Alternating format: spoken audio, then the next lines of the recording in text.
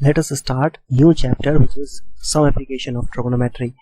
तो ट्रिगोनोमेट्री को समझने के बाद ट्रिगोनोमेट्रिकल रेशियोज क्या होते हैं, sine theta, cos theta, tan theta, ये सारी चीजें क्या होती हैं, इसको समझने के बाद इसका एप्लीकेशन हम लोग सीखेंगे। और एप्लीकेशन में मेनली जो हम लोग डिस्कस करेंगे वो ये है कि हाइट्स एंड डिस्टेंसेस के बारे में बात करते हैं। जैसे इमेजिन करो एक सिचुएशन कि एक ये मान लो कि एक सेकंड के लिए इमेजिन कर लो कि ये माउंट एवरेस्ट है, ये टॉप है यहाँ पर। यहाँ से आप बहुत का जितना दूर जा सकते हो उतनी दूर चले जाओ, 5 किलोमीटर, 10 किलोमीटर, 15 किलोमीटर और ज़्यादा दूर चले जाओ। जो साइंटिस्ट लोग थे वो तो 160 किलोमीटर तक गए थे। तो 160 किलोमीटर जाने के बाद यहाँ पर आप एक बड़ा सा डी रखो, ठीक है, डी मतलब प्रोट्रैक्टर, और इसके टॉप के एंगल को मेजर कर लो कि कितना है। ये डिस्टेंस आपने मेजर कर लिया, यहाँ से डिस्टेंस मेजर कर लिया आपने, अप्रोक्सीमेट ही कर पाओगे, एग्जैक्टली तो कर नहीं पाओगे आप। और साथ ही साथ आपने डी से ये एंगल मेजर कर लिया कि ये एंगल कितना दिख रहा है टॉप से। हो सकता है कि 30 डिग्री दिखे, हो सकता है कि 45 डिग्री दिखे, जो भी है ये एंगल आप मेजर कर लो। और उसके बाद क्या करो, इसमें आप साइन थीटा या सॉरी टेन थीटा यूज करो। Tan theta is equal to h by 160 लगा दो। और ये थीटा की वैल्यू सपोज आपको 30 डिग्री अगर मिल रहा है, तो 30 डिग्री अगर मिल रहा है तो आप टेन 30 डिग्री रख दो यहाँ पर, फिर आपके पास h बाय 160 आ जाएगा। तो h की वैल्यू आ जाएगी, ये आएगा 1/√3 और 1/√3 का मल्टीप्लीकेशन होगा 160 से। तो ये आप अप्रोक्सीमेट वैल्यू h की वैल्यू निकाल सकते हो जो कि माउंट एवरेस्ट की हाइट है, ठीक है। तो यही application, one of the application हम कह सकते हैं ट्रिगोनोमेट्री का है। ट्रिगोनोमेट्री के हेल्प से आप एंगल को और ये डिस्टेंस जो दी हुई है, ये डिस्टेंस आप मेजर कर लो, इसको यूज करते हुए आप माउंट एवरेस्ट की हाइट निकाल सकते हो। तो जैसा कि आप लोग जानते होंगे, आप लोगों ने सीखा होगा कि माउंट एवरेस्ट की हाइट सबको पता है कि कितनी होती है। तो वो कैसे पता चला?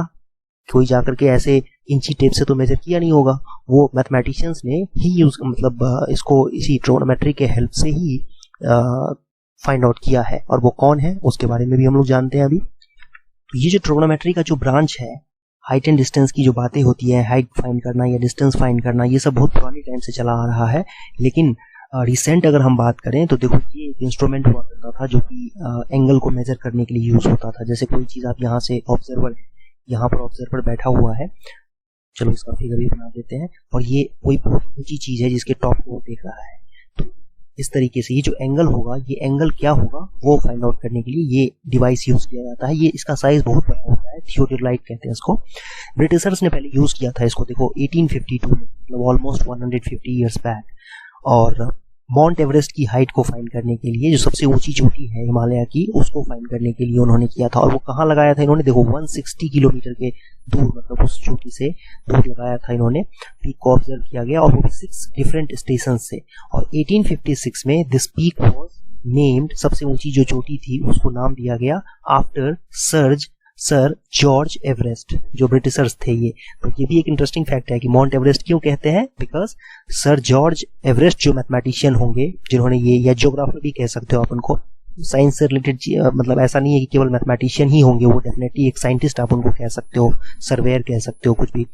तो उन्होंने ये डिस्टेंस पता किया कि सबसे हाइट पता की, हाइट कितनी है माउंट एवरेस्ट की। और कैसे फाइंड किया उन्होंने? थियोडोलाइट यूज करके, देख सकते हो इस तरीके से, यूजिंग ट्रिगोनोमेट्री। और उन्हीं के नाम पे माउंट एवरेस्ट हम लोग कहते हैं। और ये थियोडोलाइट जो है ये अभी म्यूजियम में पड़ा हुआ है, देहरादून के म्यूजियम में रखा हुआ है। तो खैर कभी आप लोग जाओ तो वहाँ पे देख भी सकते हो कि कैसे मेजर किया होगा, कितना बड़ा ये डिवाइस है। सो कैसे किया होगा मेजर? पहले तो एंगल फाइंड कर लिया होगा, और ये 160 किलोमीटर जो ये डिस्टेंस है, इसके हेल्प से टेन थीटा लगा करके, ये थीटा एंगल से टेन थीटा लगा करके, और फिर उसको हाइट को कैलकुलेट कर लिया गया होगा। तो अप्रोक्सीमेट हाइट निकल के आ गई होगी। आजकल तो और भी जमाना एडवांस हो चुका है, आज तो हमारे पास और भी अच्छी टेक्नोलॉजी है, तो आज अच्छी तरीके से यूज करके हम किसी भी चीज का हाइट, किसी भी चीज का डिस्टेंस निकाल सकते हैं। आप जानते ही हो कि यहाँ से मून का जो डिस्टेंस है, यहाँ से जो इवन सन का डिस्टेंस है, किसी भी प्लैनेट का डिस्टेंस जो है वो हम इजीली फाइंड कर लेते हैं। हमें एक्जैक्टली पता है कि कितना है, उसका कैसे निकल के आता है, यूजिंग ट्रिगोनोमेट्री। तो ट्रिगोनोमेट्री के जो एप्लीकेशंस हैं बहुत ही वास्ट है, और हम लोग इसमें यही सीखेंगे कि किसी भी ट्रायंगल के अंदर, मतलब कोई भी एक फिजिकल सिचुएशन एलिवेशन, जैसे एक मान लो कि एक टावर है, ये टावर एक वर्टिकल टावर है और यहाँ पर कोई एक ऑब्जर्वर है जो इसको देख रहा है, टावर के हाइट को, टॉप को देख रहा है और वो ये देख रहा है कि एंगल जो बन रहा है ये सपोज 30 डिग्री बन रहा है और उसको पता है कि वो टावर के फुट से, यहाँ से टावर का जो बॉटम है उससे वो कितनी डिस्टेंस पे है, सपोज 10 मीटर के डिस्टेंस पे है। तो इस टावर की हाइट क्या होगी, वो यूजिंग ट्रिग्नोमेट्री 10-30 डिग्री को यूज करते हुए वो इस डिस्टेंस को निकाल सकता है, एक्स को फाइंड कर सकता है। तो अभी इस चैप्टर में हम लोग यही सीखेंगे कि कैसे कोई भी एक एंगल और एक ये डिस्टेंस दी हुई है तो तीसरा डिस्टेंस हम फाइंड कर सकते हैं। तो कुछ लोग इस चैप्टर को, एप्लीकेशन ऑफ ट्रिग्नोमेट्री को, हाइट्स एंड डिस्टेंसेस भी कहते हैं, बिकॉज इसमें जो हमारा मेन फोकस होगा वो हाइट और डिस्टेंस फाइंड करने के लिए होगा, समटाइम्स हाइट और समटाइम्स डिस्टेंसेस। तो स्टार्ट करते हैं, देखो समझते हैं इस चीज को। सबसे पहला जो इसमें कॉन्सेप्ट आता है वो है angle of elevation and angle of depression का। एंगल ऑफ एलिवेशन क्या होता है उसको समझने की कोशिश करते हैं। देखो ये कुतुब मीनार का पिक्चर है, ये कुतुब मीनार ऑब्वियसली वर्टिकल होगा, तो जब भी कुतुब मीनार हो गया, टावर हो गया, बिल्डिंग हो गया, तो ये सब वर्टिकल होते हैं, है ना, इस तरीके से जमीन के ऊपर वर्टिकल होते हैं, मतलब ग्राउंड के साथ देखा जाए तो ये 90 डिग्री का एंगल बनाते हैं।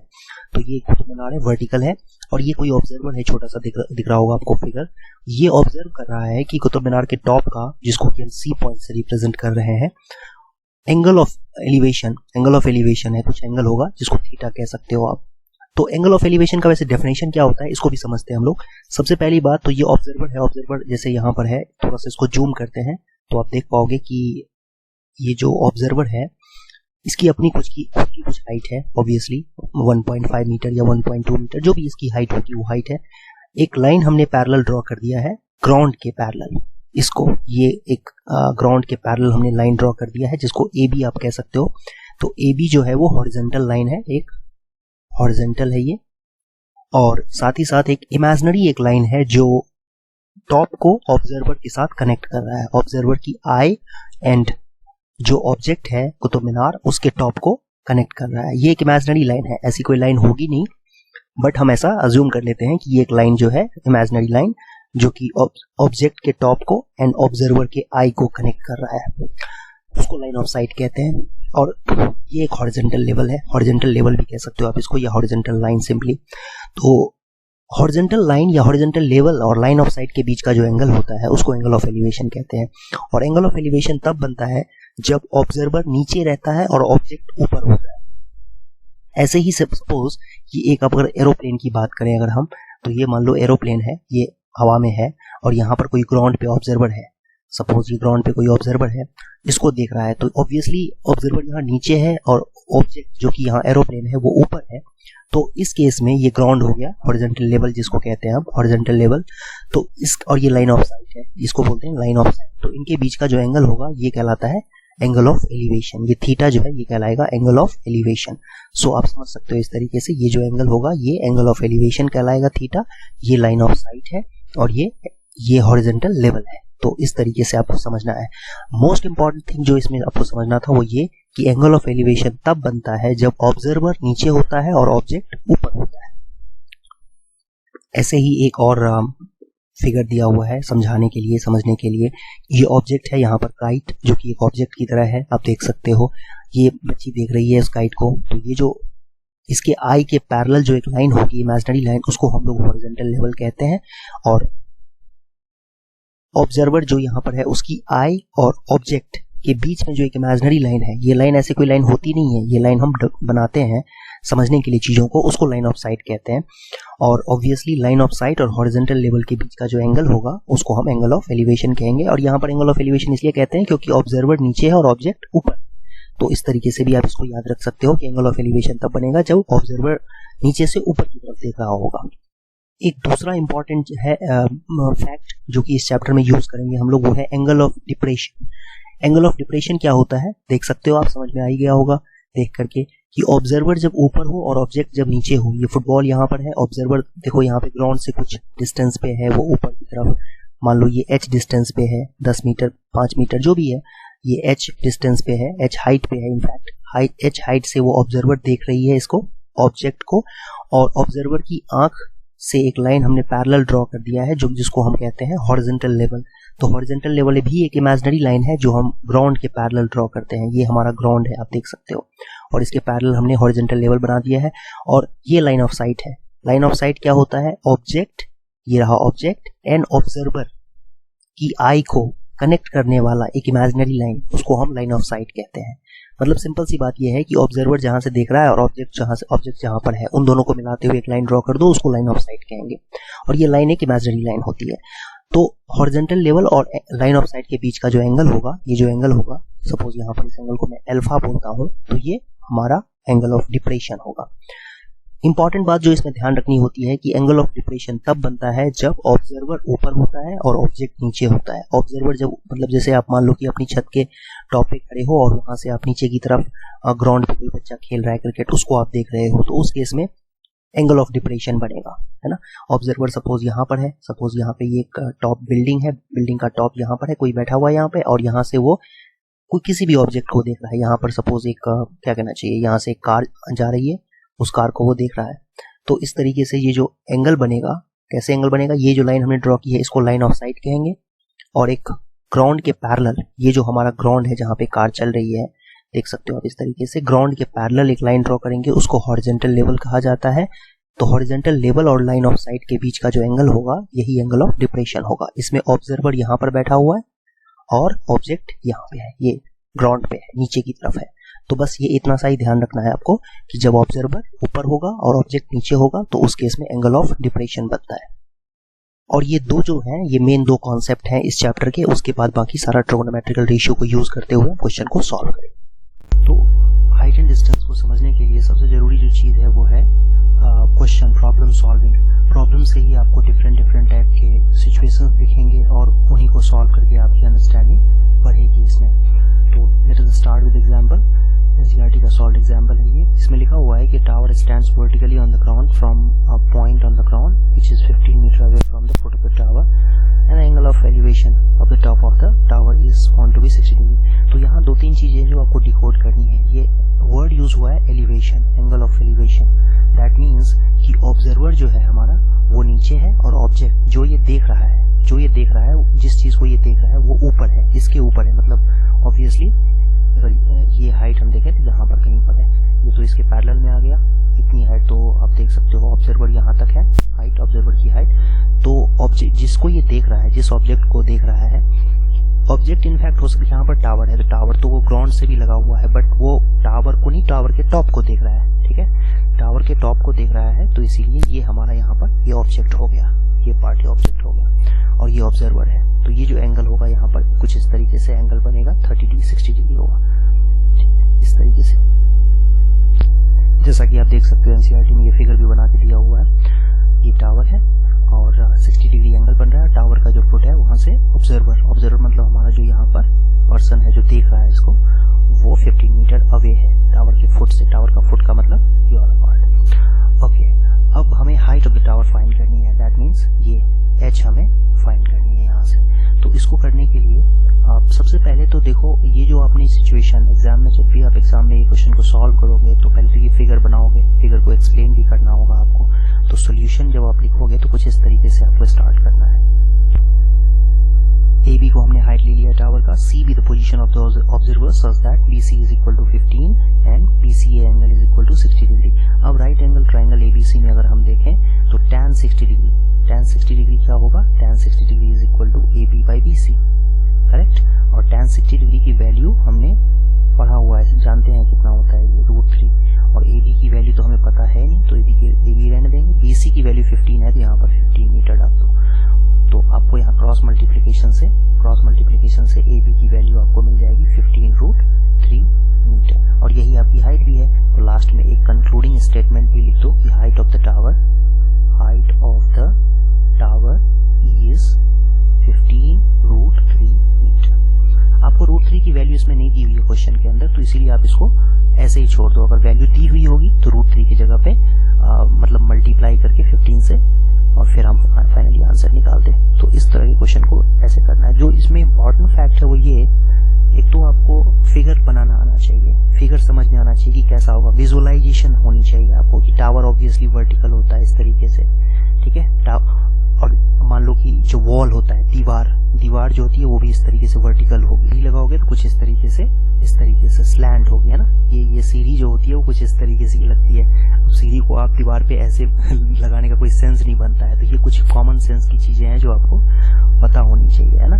तो टावर वर्टिकल होता है, ये आपका विजुअलाइजेशन आपको पता होनी चाहिए। वॉल जो है वो भी एकदम वर्टिकल होगा, जो सीढ़ी लगाएंगे तो इस तरीके से। पतंग जब भी, जो काइट जो है वो फ्लाई होता है तो वो हमेशा इस तरीके से स्लैंट होता है, स्लैंटली ये जो है हवा में होता है। आपने देखा होगा इस तरीके से अगर पतंग है तो कभी भी ये स्ट्रेट नहीं उड़ता है पतंग, ऐसे नहीं, पतंग कभी ऐसे नहीं उड़ाई जाती है, इस तरीके से, ये वाला पार्ट। तो ये कुछ कॉमन सेंसिकल चीज है, विजुअलाइजेशन ये आपको आना चाहिए। और उसके बाद उस फिगर को जब बना लोगे तो फिर आपको एनालिटिकली लिखना भी होगा कि क्या आपने किया है। फॉर एग्जाम्पल जैसे मैंने यहाँ पर अगर टावर बनाया, ये फिगर दिया हुआ है ऑलरेडी, तो हमें ये लिखना होगा कि ए बी को हमने हाइट ऑफ द टावर लिया हुआ है, सी जो है वो ऑब्जर्वर की पोजीशन है, और जो डेटा दिया हुआ उस डेटा को हमने लिख दिया यहाँ पर। और फिर फाइनली हम स्टार्ट करेंगे यूजिंग ट्रिगोनोमेट्री, ठीक है, सॉल्व करेंगे क्वेश्चन को। How we will approach this kind of problems.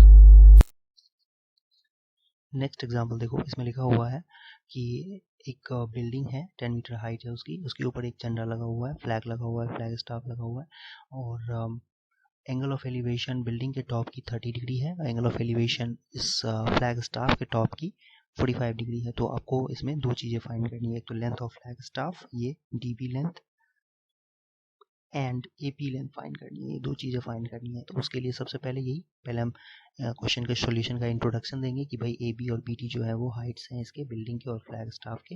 In fact ये फ्लैग स्टाफ का लेंथ होना चाहिए था, height and length of building and flag staff respectively. और पी जो है वो पोजीशन ऑफ ऑब्जर्वर है जहाँ से ऑब्जर्व कर रहा है, ठीक है। फिर right angle triangle P A B में देखो, tan 30 डिग्री लगाएंगे तो A B by A P आएगा, 1/√3 वैल्यू होती है इसकी, और 10 बाई ए पी, तो ए पी की वैल्यू आपको मिल जाएगी। सिमिलरली फिर डी ए पी ट्राइंगल में जाओगे तो डी ए पी ट्राइंगल में tan 45 डिग्री यूज़ करोगे तो उससे आपको ये ए पी की वैल्यू मिल जाएगी, A B plus B D, और बी डी की वैल्यू फिर A P minus A B जो कि 10√3 माइनस 10 आएगा, बिकॉज हमने यहाँ पर देखा ना कि यहाँ पर ये 10 है, 10√3, और उसमें से ए बी को माइनस करना है। तो ए बी को माइनस करने का मतलब है ए बी तो 10 है, तो 10 माइनस करेंगे तो 10√3 माइनस 10 आ जाएगा। लेकिन हम उसको 10 टाइम्स √3 माइनस 1 भी लिख सकते हैं, जो कि फाइनली सिंप्लीफाई करके 7.32 मीटर आएगा। तो यही आपकी एक्चुअली में फ्लैग स्टाफ की लेंथ भी हो जाएगी, ठीक। और पी पॉइंट से ए का डिस्टेंस, मतलब बिल्डिंग से ऑब्जर्वर का जो डिस्टेंस होगा वो कितना हो जाएगा, ऑलरेडी हमने निकाला हुआ यहाँ पर ए पी यही है 10√3 मीटर, जो कि √3 की वैल्यू जब हम पुट कर देंगे तो 17.32 मीटर मिल जाएगा। यही हमारा आंसर है। इस तरीके से क्वेश्चन को सॉल्व करना था। अब एक एग्जांपल एंगल ऑफ डिप्रेशन से रिलेटेड भी करके देखते हैं। इसमें देखो लिखा हुआ है angle of depression of the top and bottom of 8 metre tall building from the top of a multi storage building are 30 degree and 45 degree respectively. Okay, तो इसका मतलब क्या हुआ कि ऑब्जर्वर जो है वो मल्टी स्टोरेज बिल्डिंग पे है, मतलब हाई राइज बिल्डिंग पे खड़ा है, और साथ ही साथ जो है वो 8 मीटर टॉल बिल्डिंग को देख रहा है। ऑब्वियसली ऊपर होगा ये जो 8 मीटर टॉल बिल्डिंग, कुछ इस तरीके से आप देख सकते हो, समझ सकते हो। वेट एक सेकंड, इस तरीके से आप देख सकते हो कि ये 8 मीटर टॉल बिल्डिंग है, और जो मल्टी स्टोरेज बिल्डिंग है वो कहीं कुछ इस तरीके से इतना ऊंचा होगा, ताकि तभी तो टॉप का जो एंगल ऑफ डिप्रेशन है, डिप्रेशन कब बनता है जब ऑब्जर्वर ऊपर हो, मतलब ऑब्जर्वर कहीं यहाँ पर होगा तभी तो वो एंगल ऑफ डिप्रेशन बना रहा होगा ये 8 मीटर टॉल बिल्डिंग से। तो आप इस तरीके से समझो कि top of angle of depression of top, मतलब टॉप का जो डिप्रेशन है वो 30 डिग्री है, दैट मीन्स ये एंगल 30 डिग्री होगा, और बॉटम का जो डिप्रेशन है वो 45 डिग्री है, दैट मीन्स ये रहा इसका बॉटम, इस बिल्डिंग का, 8 मीटर टॉल बिल्डिंग का। इसको चाहो तो आप कनेक्ट कर सकते हो। तो ये हो गया 45 डिग्री, ये एंगल 45, पूरा एंगल 45, और छोटा एंगल जो है ये, मतलब टॉप का जो एंगल ऑफ डिप्रेशन है वो 30 डिग्री है, और बॉटम का जो डिप्रेशन है वो 45 डिग्री है। कुछ इस तरीके से ये सिचुएशन दिया हुआ है। तो आप यहाँ पर देख सकते हो एंगल ऑफ डिप्रेशन का मतलब क्या होता है। डिप्रेशन का मतलब ऑब्जर्वर ऊंचा है, ऊपर है, और ऑब्जेक्ट जो है वो नीचे है। यहाँ पर ऑब्जेक्ट क्या है, ऑब्जेक्ट है आपका ये 8 मीटर टॉल बिल्डिंग का टॉप एंड बॉटम, ये दो चीजें जो है ये ऑब्जेक्ट्स की तरह यहाँ पर काम कर रहे हैं। आई होप आपको ये समझ में आया होगा। So अब देखो इसमें let A B PC and AB represent a multi-storied building and small building respectively. P is the position of observer such that angle of depression जो है वो 30-45 डिग्री रेस्पेक्टिवली है. इस बात फिगर को ध्यान रखना है हमें. अब ट्राइंगल देखो PCA ट्राइंगल में, सबसे पहले PCA ट्राइंगल में अगर हम 10-45 डिग्री यूज़ करेंगे. अच्छा, इसमें एक दो चीज़ें और भी हैं जो ध्यान रखने वाली बात है. ये रेक्टेंगल की वजह से ये साइड जो होगा वो इसके इक्वल होगा और ये साइड जो है वो इसके इक्वल होगा DC के. तो इसमें PCA ट्राइंगल में अगर हम 10-45 डिग्री यूज़ करेंगे, क्योंकि ये एंगल 45 डिग्री हो जाएगा ऑल्टरनेट एंगल की वजह से, तो PC बाई AC होगा, opposite side by adjacent side. 10-45 degree की वैल्यू 1 होती है तो PC बाई AC 1 हो जाएगा, तो PC AC के बराबर हो जाएगा. And 30 degree is equal to 1/√3 and PC minus DC by AC. और यहाँ पर AC जो है वो भी DC के इक्वल है, तो यहाँ पर AC को PC के इक्वल लिख देंगे और फिर सॉल्व करेंगे इसको. तो इस तरीके से हमारे पास PC की वैल्यू आ जाएगी 8√3/√3 - 1.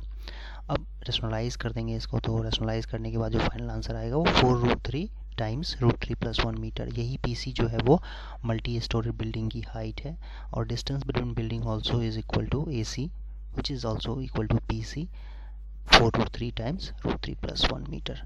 तो सेम चीज़ ये जो है, दोनों आंसर सेम ही होंगे. Height of the multi storeyed building की बात करें या फिर distance between them, that is ये फिगर की बात कर रहा हूँ मैं यहाँ पर. तो PC ये है मल्टी स्टोरेड बिल्डिंग की हाइट और ये दोनों तो बराबर ही थे, पहले से हमने देखा था दोनों इक्वल थे. तो कोई एक निकाल लो तो दूसरा तो वैसे ही इसके इक्वल हो जाएगा.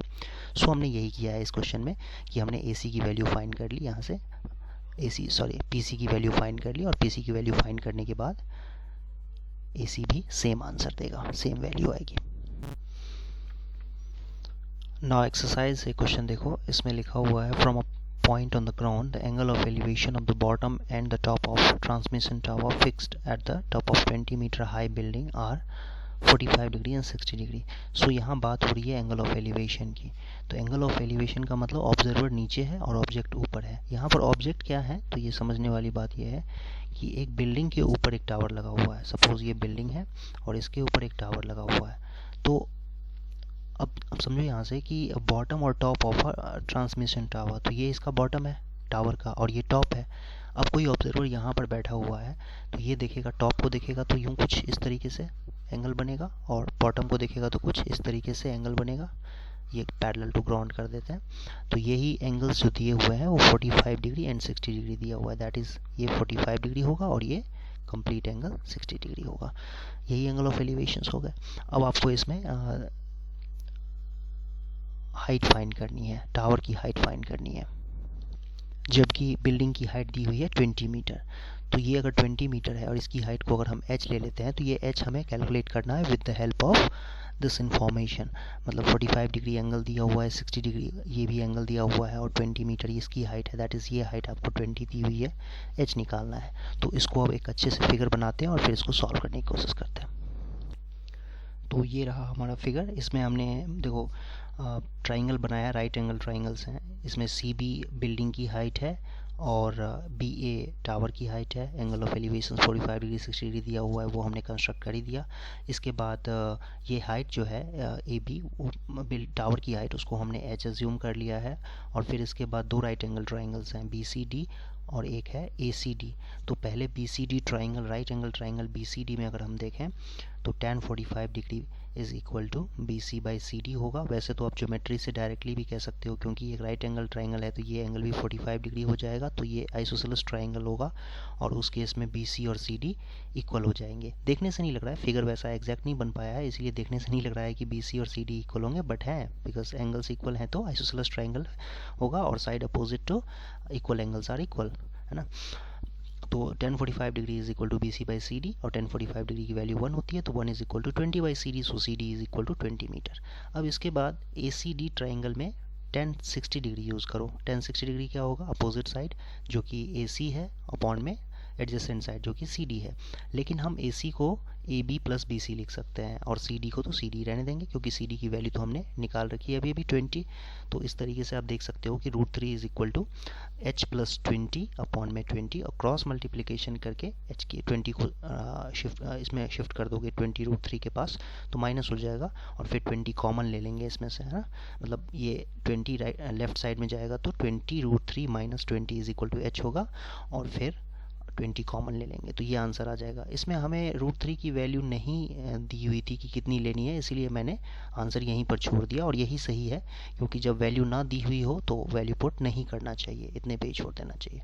सो h is equal to 20 times √3 - 1 metre, यही आपका आंसर है हाइट ऑफ टावर, और हमें यही फाइंड भी करना था। तो लास्ट में आप ये लिख सकते हो कंक्लूडिंग स्टेटमेंट कि therefore height of tower is equal to 20 times √3 - 1 metre, यही आपका आंसर है। एक और एग्जांपल देखते हैं, रैंडमली मैं एनसीईआरटी से क्वेश्चंस ले रहा हूँ। आप देखो यहाँ पर लिखा हुआ है कि a tree breaks due to storm and broken part bend so that the top of the tree touches the ground making an angle 30 degree with it.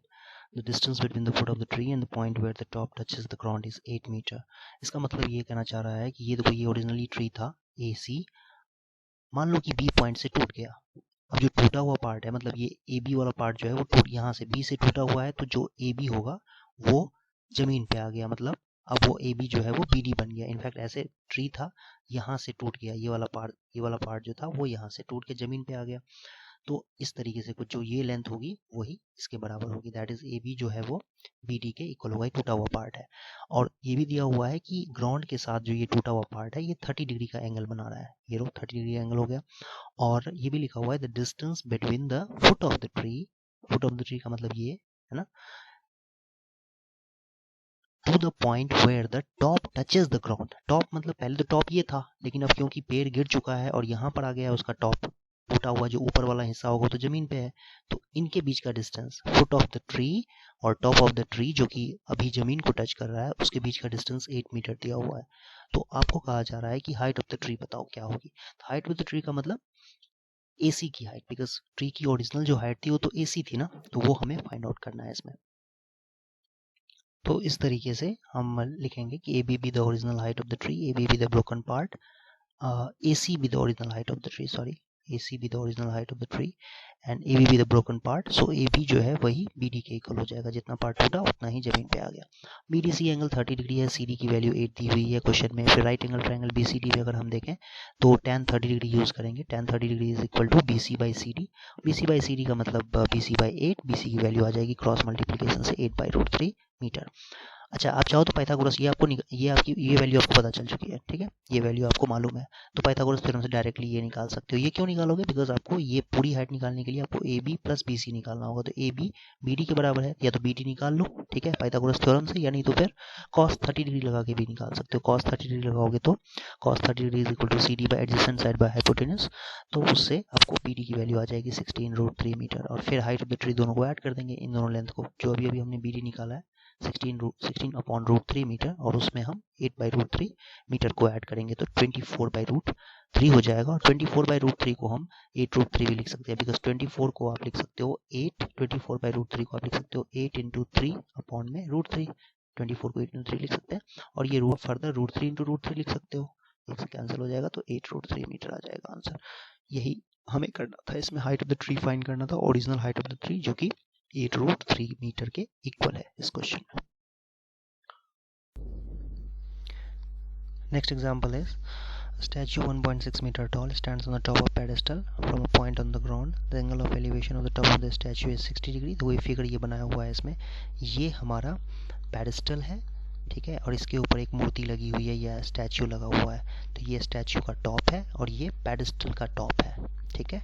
मतलब इस तरीके होता है कुछ, एक चबूतरा बना हुआ होता है, उसके ऊपर एक जैसे सरदार पटेल की मूर्ति खड़ी कर दी इस तरीके से, तो ये टॉप हो गया इसका स्टैचू का, और ये पेडेस्टल का टॉप हो गया ये वाला पार्ट। और यहाँ पर कहीं ऑब्जर्वर है जो देख रहा है एंगल ऑफ एलिवेशंस उसके बन रहे हैं 60 डिग्री एंड 45 डिग्री, तो इस तरीके से बना हुआ है। तो वही सारी बातें कि let AB and BC be the heights of statue and pedestal respectively, D the position of observer, angle CD भी 45 दिया हुआ है, CD ये 60 है, AB की वैल्यू 1.6 मीटर दी हुई है, BC को हमने H एज्यूम कर लिया है। राइट एंगल ट्रायंगल BCD में अगर हम देखें तो tan 45 degree is equal to BC by CD, but tan 45 1 होता है, तो 1 is equal to BC by CD, that is H by CD, और CD की वैल्यू यहाँ से H के बराबर आ जाएगी। CD ऑब्वियसली अभी तो थोड़ी देर पहले मैंने बताया था कि एंगल 45 होगा तो आइसोसेलेस ट्रायंगल होगा, तो ऐसे भी ये H है तो ये H ही होगा, ये लिखने की जरूरत भी नहीं थी, बट ट्रिगोनोमेट्री चैप्टर है तो हमने ट्रिगोनोमेट्री भी यूज़ कर दिया इसके अंदर। उसके बाद ACD ट्रायंगल में देखो, ACD भी राइट एंगल ट्रायंगल है, इसमें tan 60 डिग्री यूज़ करो, tan 60 is equal to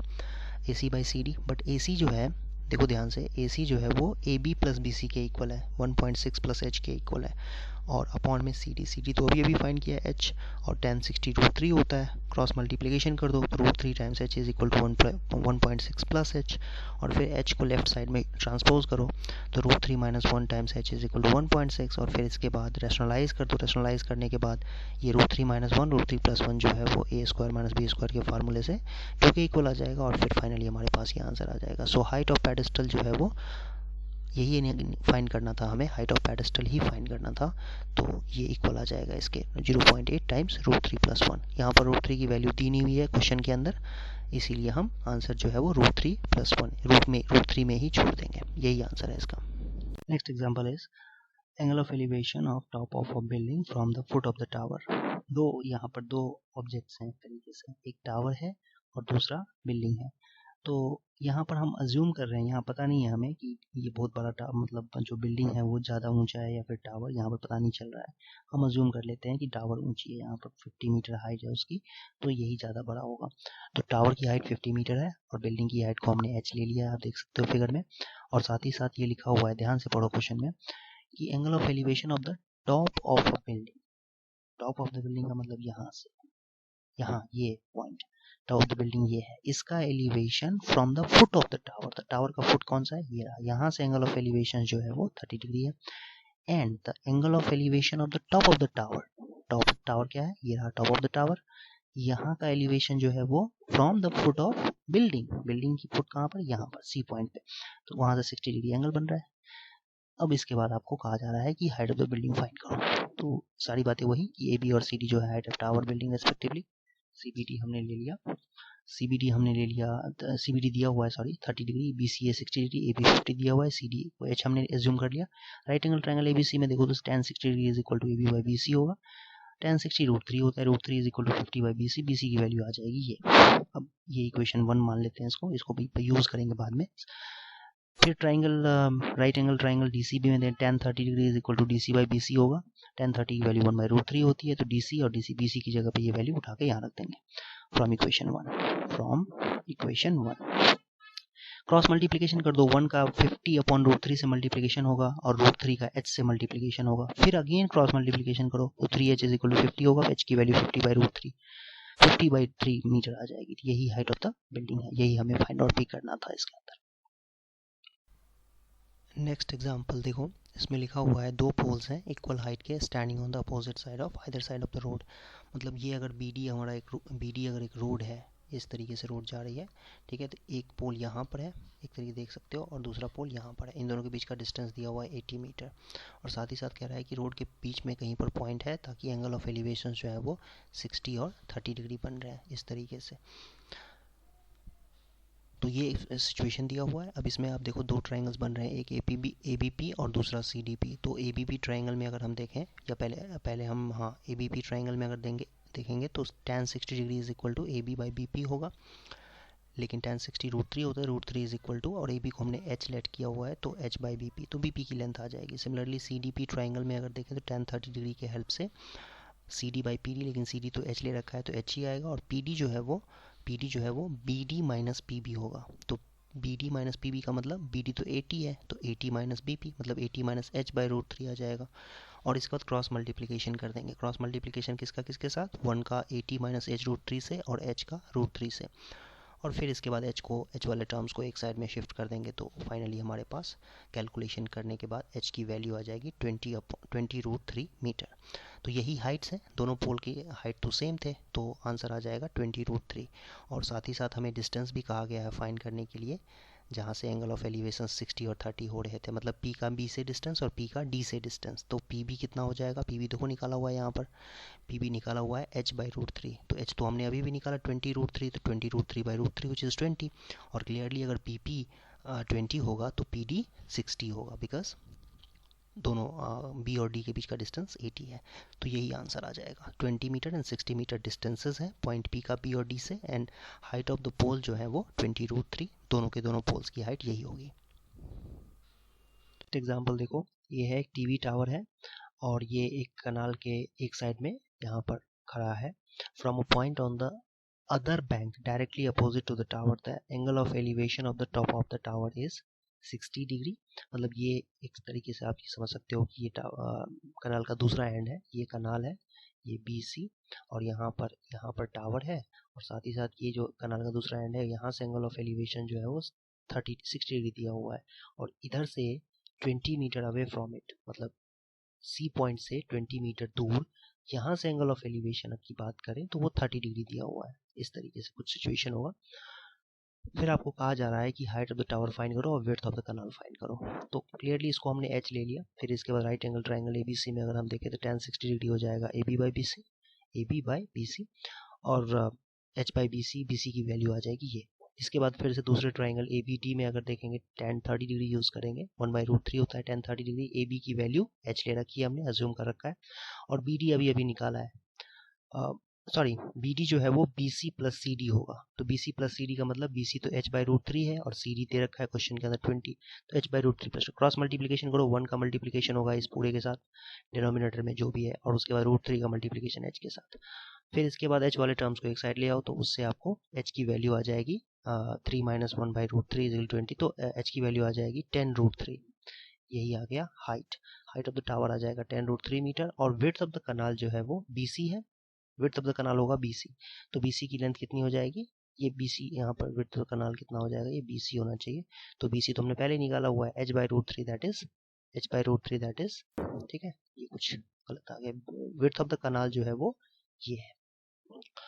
Next example, from the top of a 7-meter high building, the angle of elevation of the top of a cable tower is 60 degree and the depression of its foot is 45 degree। तो देख सकते हो ये रहा 7-meter high building, और इसके साथ साथ इसमें एक और केबल टावर दिया हुआ है जिसकी हाइट हमें पता नहीं है, तो इसको हम h ले लेते हैं। हाइट ऑफ द टावर ये रहा, और कह रहा है कि इसके टॉप का एलिवेशन जो है, टॉप का elevation, the angle of elevation of the top of the cable tower from the top, है ना, टॉप से ही टॉप का एंगल ऑफ एलिवेशन है, दैट इज ये वाला पार्ट। इस तरीके से ये जो एंगल बनेगा ये दे रखा है 60 डिग्री, और साथ ही साथ depression, angle of depression of its foot कहाँ है टावर का, ये रहा केबल टावर का फुट, यहाँ से एंगल ऑफ डिप्रेशन दिया हुआ है 45 डिग्री, तो ये भी 45 डिग्री हो जाएगा, ठीक है, 45 डिग्री हो जाएगा। इसको आप AB ले लो, AB, इसको ले लो C, इसको ले लो D। अब इसमें हम पहले इसको सारे इंट्रोडक्शन लिख देते हैं इसके अंदर।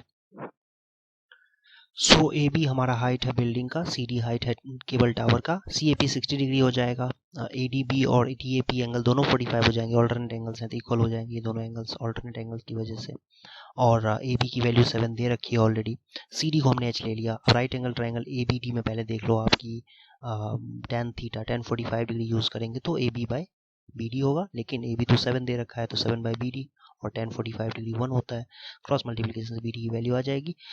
ऐसे ही फिर ट्राइंगल CPA ट्राइंगल में tan 60 डिग्री अगर हम देखें तो CP बाई AP होगा, लेकिन tan 60 डिग्री √3 होता है, तो √3 = CP बाई AP। ये CP तो हमें पता नहीं है, बट AP हमें मालूम है 7 है, ठीक है। AP 7 कैसे है, क्योंकि AP और BD इक्वल होंगे, रेक्टेंगल हो रहा है ना ये, इसलिए। तो इससे यहाँ से CP की वैल्यू आ जाएगी 7√3 मीटर। अब हाइट ऑफ द टावर की बात करें तो CD है, CD मतलब CP प्लस PD, और CP प्लस PD का मतलब 7√3 + 7 मीटर, दैट इज 7 × √3 + 1 मीटर। यही आपका आंसर है height of the cable tower.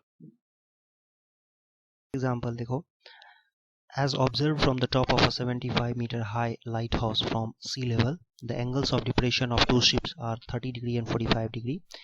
ये इस तरीके से एंगल ऑफ डिप्रेशन दिया हुआ है, तो ऊपर एंगल बनेगा, बट ऑल्टरनेट एंगल की वजह से ये दोनों एंगल्स भी 30 और 45 हो जाएंगे। 30 वाला एंगल दूर बनेगा इससे, बिकॉज ज़्यादा स्लैंट है ये।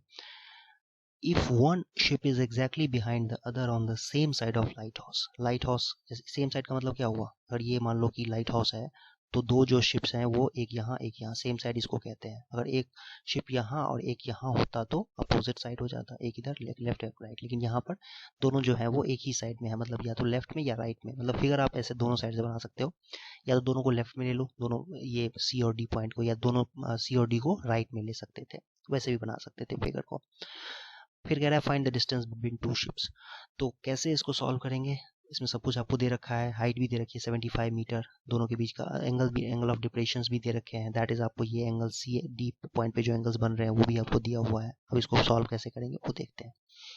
Late A B be the height of light house, A C B 45, A D B 30 degree, जो भी दिया हुआ है उसको हमने लिख दिया एज इट इज। इसके बाद हमें ट्राइंगल चूज करना है, तो पहले ए बी डी ट्राइंगल में देखो, ए बी सी ट्राइंगल में देखो, 1045 degree is equal to A B by B C होगा। 1045 की वैल्यू 1 होती है, 1 is equal to A B by B C, A B की वैल्यू 75 दे रखी है, तो 75 by B C cross multiplication करेंगे तो बी सी की वैल्यू आ जाएगी 75। फिर उसके बाद ए बी डी ट्राइंगल में देखेंगे अगर हम 1030 डिग्री, ऑब्वियसली 1030 डिग्री यूज करेंगे बिकॉज यहाँ एंगल 30 डिग्री बन रहा है। 1030 degree is equal to A B by B D, but B D क्या है, B C plus C D.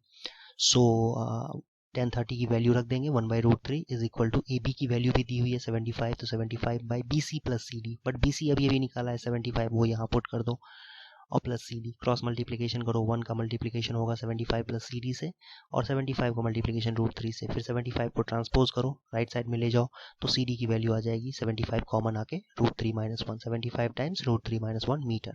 और यही हमारा क्वेश्चन भी था, इसमें हमें यही फाइंड करना था, डिस्टेंस बिटवीन टू शिप्स, तो यही आ जाएगा, distance between two ships is equal to C D and C D is equal to 75 times √3 - 1 metre. यही आंसर है आपका। क्वेश्चन नंबर 14 देखो, इसमें लिखा हुआ है आप 1.2 metre tall girl spots a balloon moving with the wind in a horizontal line at a distance 18 point at a height of 88.2 meter from the ground. The angle of elevation of the balloon from the eye of the girl at any instant is 60 degree. After some time the angle of elevation reduces to 30 degree. Balloon यहाँ पर होगा तो angle of elevation 60 degree है, balloon move करके यहाँ से यहाँ चला आया तो फिर एंगल ऑफ एलिवेशन घट के कम होके 30 डिग्री हो चुका है। और ये लड़की की जो हाइट है वो 1.2 मीटर दिया हुआ है और ये बलून की जो हाइट है ज़मीन से वो 88.2 मीटर दिया हुआ है। तो ऑब्वियसली यहाँ से जो ये लेंथ होगी, जैसा कि इस फिगर में दिख रहा होगा आपको ए बी, वो कितना हो जाएगा फिर 88.2 माइनस 1.2, बिकॉज ये जो हाइट है ना ये गर्ल की हाइट है, तो इसको माइनस कर देंगे 1.2 मीटर को इसमें से, तो 87 आ जाएगा। सो पी क्यू भी उतना ही होगा बिकॉज बलून की हाइट तो कांस्टेंट है, ठीक है, सेम हाइट पे ये उड़ रहा है, तो ये जो हाइट है ये भी 87 मीटर ही होगा। और आपको कहा जा रहा है कि find the distance travelled by the balloon during the interval, मतलब ये पी और ए के बीच का डिस्टेंस फाइंड करना है। बलून उड़ के यहाँ से यहाँ आया है ना, तो यही तो डिस्टेंस होगा, यही डिस्टेंस तो ट्रैवल किया बलून ने, तो ये हमें फाइंड आउट करना है, दैट इज पी ए की लेंथ हमें फाइंड करनी है इसमें। So in right angle triangle P Q C में अगर हम देखें पहले, पी क्यू सी में tan 60 degree is equal to P Q by Q C होगा। tan 60 डिग्री की वैल्यू √3 होती है, तो √3 और पी क्यू की वैल्यू तो 87 ही है, 87 by C Q cross multiplication कर देंगे और उसके बाद √3 से डिवाइड होगा तो 87 बाई √3 आएगा। लेकिन 87 को ना हम लिख सकते हैं 29 इंटू 3 और फिर √3 को हम 29 इंटू √3 लिख सकते हैं और नीचे भी √3 था यहाँ पर, तो एक √3 कैंसिल होकर के 29 √3 आ जाएगा मीटर। फिर अगेन ट्राइंगल ABC में अगर देखें तो tan 30 डिग्री की वैल्यू AB बाई BC के इक्वल होगी, tan 30 डिग्री 1/√3 होता है, वैल्यू पुट करो, फिर AB की जगह पे 87 लिखो बिकॉज AB 87 है और BC को हम लिख सकते हैं BQ प्लस QC, तो BQ प्लस QC, अभी QC निकाला है ना, ये 29 √3 वो यहाँ पर रखो, क्रॉस मल्टीप्लीकेशन करो और PQ की वैल्यू आ जाएगी 58 √3 सिंप्लीफिकेशन के बाद। और यही हमारा डिस्टेंस ट्रैवल्ड बाय बलून था जो कि PA के बराबर, लेकिन PA तो BQ के बराबर है, तो यही आ जाएगा 58 √3 metre answer. 14 number question, a straight highway leads to a foot of a tower. इस तरीके से ये हाईवे है, DB जो है ना हाईवे है और a man standing the top of the tower, यहाँ पर कोई एक बंदा बैठा हुआ है, ऑब्जर्वर बैठा हुआ है जो देख रहा है कि एंगल ऑफ डिप्रेशन किसी पॉइंट का, D पॉइंट का 30 डिग्री है और 6 सेकेंड्स लेटर वो 60 डिग्री बन जाता है, मतलब C पॉइंट पे आने के बाद एंगल ऑफ डिप्रेशन 60 डिग्री बन जाता है। तो आपसे कहा जा रहा है कि find the time taken by the car to reach, car पहले इनिशियली यहाँ पर था D पॉइंट पे, अब उसको फुट ऑफ द टावर तक मतलब B तक पहुँचने में कितना टाइम लगेगा ये आपको फाइंड करना है। इसमें इंटरेस्टिंग फैक्ट ये है कि डिस्टेंसेस कुछ भी नहीं दिया हुआ है, लेकिन स्टिल ये हम फाइंड कर सकते हैं with the help of angles. तो देखो कैसे करेंगे इसको। तो इस तरीके से ये ट्राइंगल ABD में हम देखें, अगर पहले ट्राइंगल ABC में देखते हैं, इस लेंथ को BC लेंथ को हमने x ले लिया है, तो ABC ट्राइंगल में अगर हम देखें तो tan 60 degree is equal to AB by BC होगा, AB बाई x और फिर AB की वैल्यू आ जाएगी x √3। फिर बड़े ट्राइंगल ABD में tan 30 डिग्री यूज़ करो, AB बाई BD होगा 1/√3 is equal to x, AB की वैल्यू अभी फाइंड किया हमने x √3 divided by BD, BD कितना है BC प्लस CD, तो x प्लस सी डी या डी सी क्रॉस मल्टीप्लीकेशन करेंगे तो x plus D C is equal to √3 हो जाएगा 3x। फिर इसके बाद डी सी की वैल्यू x इधर जाके माइनस होगा तो 2x हो जाएगा, मतलब डी सी की वैल्यू 2x के इक्वल आ जाएगी। अब आप यहीं से भी समझ सकते हो कि जब डी सी 2x है और 2x को ट्रैवल करने में 6 सेकंड का टाइम लग रहा है तो टोटल डिस्टेंस तो 3x हो गया ना। तो 3x को ट्रैवल करने में कितना हो जाएगा, 1.5 गुना ज़्यादा टाइम लगेगा, तो 9 सेकंड्स हो जाएगा। लेकिन ऐसे ना करें अगर हम, तो इस तरीके से सोचो कि db हो गया, फिर db हो गया 3x, बिकॉज ये dc अभी भी 2x निकाला और ये x है तो 3x हो जाएगा। और फिर साथ ही साथ स्पीड ऑफ द कार का स्पीड ऑफ कार फाइंड कर लेते हैं, वो डिस्टेंस बाय टाइम होता है। स्पीड का फार्मूला क्या होता है, डिस्टेंस बाय टाइम। तो स्पीड डिस्टेंस बाय टाइम, तो डिस्टेंस तो 2x है और टाइम लगा हुआ है इसी 2x को ट्रैवल करने में 6 सेकंड्स लगे हैं, तो 2x/6 which is x/3 unit पर सेकंड। ये सेंटीमीटर मीटर जो भी हो सकता था, x की वैल्यू हमें पता नहीं है इसलिए मैंने ऐसे ही यूनिट लिख दिया, यूनिट पर सेकंड। अब B से D पहुंचने में टाइम जो लगेगा उसका क्या फार्मूला होगा, total distance travel divide by speed of the car. तो टोटल डिस्टेंस 3x है, 2x प्लस x 3x, और divide by speed of car है x/3, अभी भी फाइंड किया है।